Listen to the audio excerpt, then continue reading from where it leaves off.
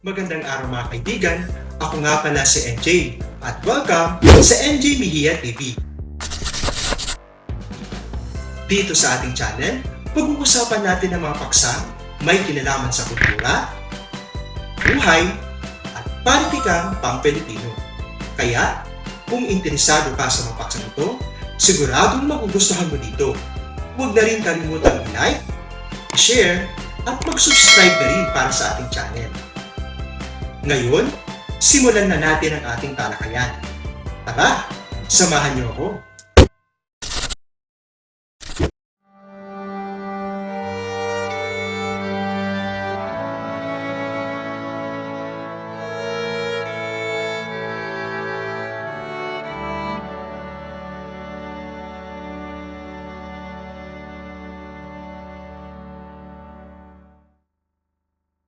Ang ika-31 na kabanata ng Noli Me Tangere, ang sermon.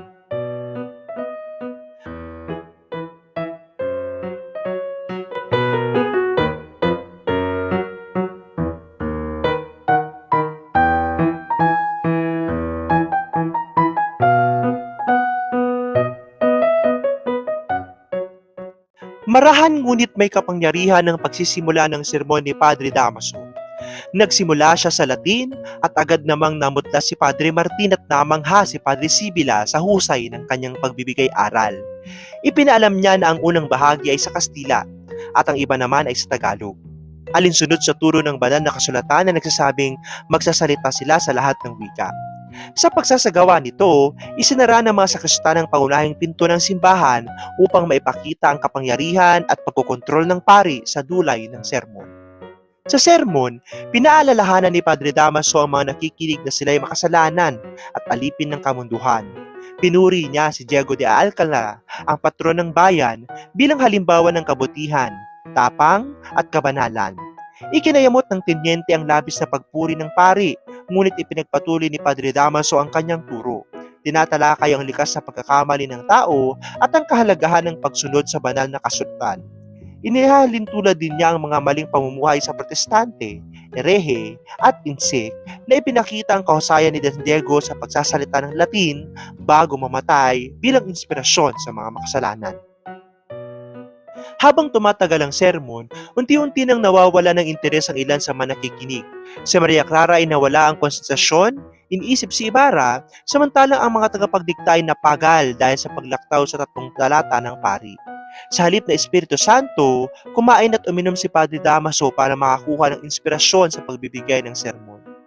Sa ikalawang bahagi ng sermon, tumutok siya sa Tagalog para sa iilang nakikinig at sa Kastila, para sa edukasyong Kastila.